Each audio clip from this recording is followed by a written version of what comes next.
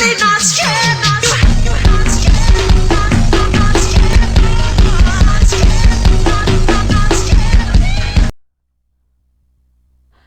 Hello everyone, it's your girl Sugary Girl Candy 2012, and I'm here to bring you guys a new video. So first I want to say I done went ahead and bought all this new equipment for my computer just to try to get my headphones to work, and come to find out all I really needed was like the USB splitter, and my headphones were as clear as a freaking something. But anyway, it was just like it just got really clear for some reason for me buying this splitter, and I done bought two freaking headphones and uh audio splitter, a microphone, and a microphone and a headset splitter, because my new computer only comes with a headphone jack. So I did my own little research and found out that the splitter would work. But I don't know, with these new headsets I just got, I guess I'll just use it for my PlayStation 4 or something, I guess. So anyway, let me close that real quick. Close the windows, y'all code.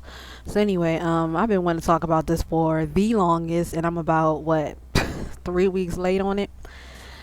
So first, if y'all don't know, my birthday was on Tuesday, the 24th of January. So yay, happy birthday to me. But besides that, I've been wanting to talk about this video for 3 weeks now, and once again, I had my new computer set up, but I just couldn't record because I was trying to get used to everything and all the new shit, knowing that my old computer had all this shit. So if you read the title, you know what it's about. Let me not procrastinate and push this whatever I got going on. Anyway, so Scalebound. Now, this is a video that many people have made. I've watched many thought videos. I've watched many angry rants, and many say what Microsoft did was pretty stupid. And I quite agree. What Microsoft did was damn stupid. Now, a lot of people are probably going to say, you can't blame Microsoft because platinum games are this and that and blah, blah, blah. But, if you've been reading and keeping up with all the stories, it said Microsoft kept on pushing them and pressuring them, to have something out, to have content out, just so they can show at their E3 or whatever, wherever they wanted to showcase the game at. They kept pressuring the creator himself to the point where he supposedly went to get mentally checked. But he tweeted that that's bullshit. I didn't really go get mentally checked or blah blah blah. I don't know. So I don't know what the case is, but I just know we have a big game that's canceled. There are also going to be the people on the Xbox side that are going to say, well, it's not my type of game, or the game didn't look that good anyway, who gives a shit, and blah blah blah, and just trying to act like the game didn't exist, point blank, period, or try to say it wasn't a big game or nobody really took notice of it, or blah blah blah. You gotta be shitting me if you think this game wasn't big and you think people weren't taking notice of it. Microsoft have been showing this game at every one of their E3 since they announced it. They have been showing it and showing footage and gameplay and stuff like that. Regardless of if you liked it or not, it was still a big game, and many people were anticipating it. Me myself, I was I was like, okay, hold on, this game's only coming for the Xbox One, so I legit wanted to get me an Xbox One just so I can play this game, just due to the fact that the creator is also the creator of helped in the RE series, Resident Evil, for y'all that don't know, and the Devil May Cry series. And Devil May Cry is my shit. I love Devil May Cry. So to see a character that was similar to like Nero and then Dante, even though Nero and Dante type characters annoy some people because they don't like Japanese, the way Japanese people portray Western, whatever. But because of what that character gave me the feeling, and I know the acting was a little cheesy, but it didn't deter me because the shit was cheesy in DMC4 and past DMC games. But again, it didn't deter me away from playing them games. So like regardless of if you liked the game or if you didn't like the game was still big, and it was still, you know, a big huge disappointment enough to where everybody was talking about it until every had angry Xbox fans. And now many are questioning why they have an Xbox One now, because Microsoft are just making a whole lot of stupid ass decisions. And many people say Phil Spencer, many people like to say Phil Spencer was the Xbox savior, but just because Phil Spencer isn't saying a lot of dumb shit as the past people who were in charge of the Xbox brand, just because he isn't saying a lot of dumb shit, or he isn't coming off arrogant like what's his name? What's his name? I can't even think of his name, y'all. Y'all know who I'm talking about. The one that was like, well, if you want Xbox that plays offline, get an Xbox 360, whatever. Don Matrick, boom.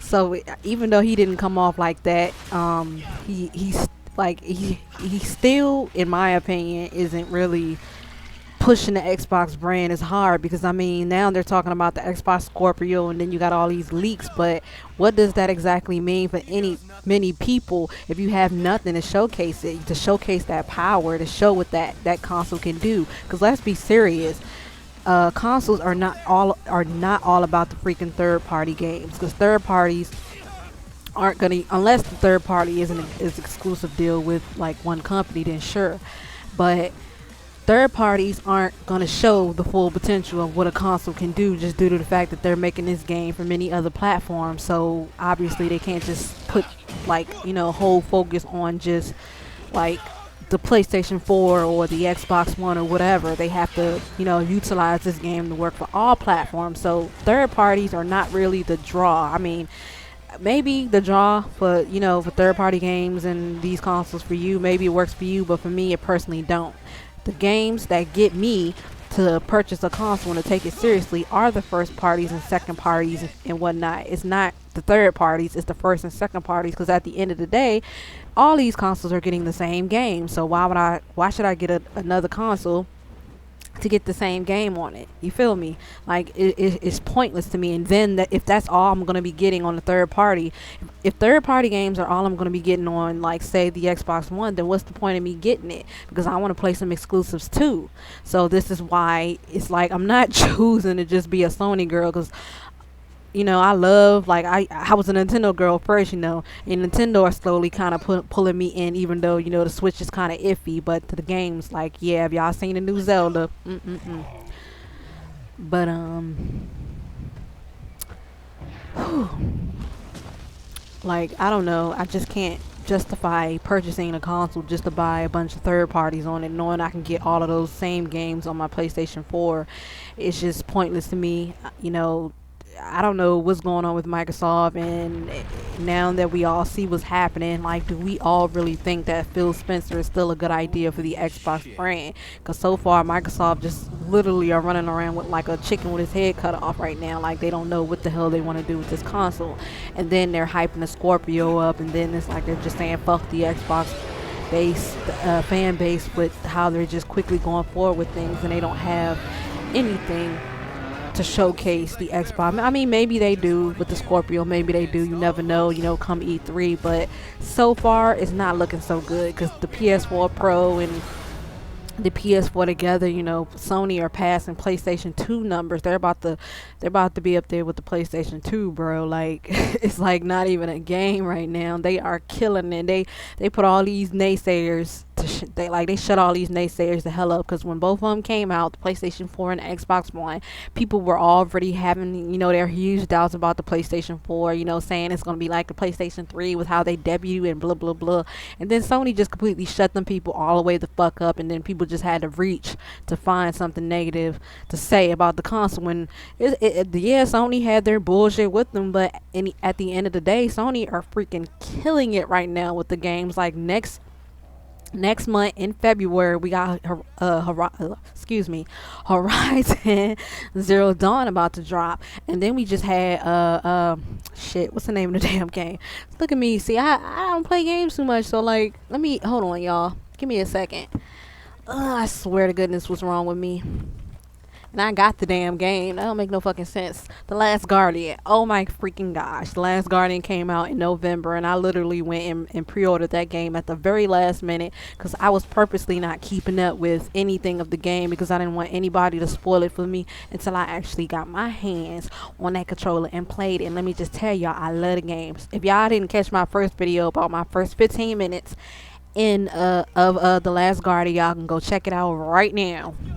But I just don't know what Microsoft are doing. I was looking forward to Scalebound. I myself, I don't even own an Xbox, and that shit pissed me the fuck off.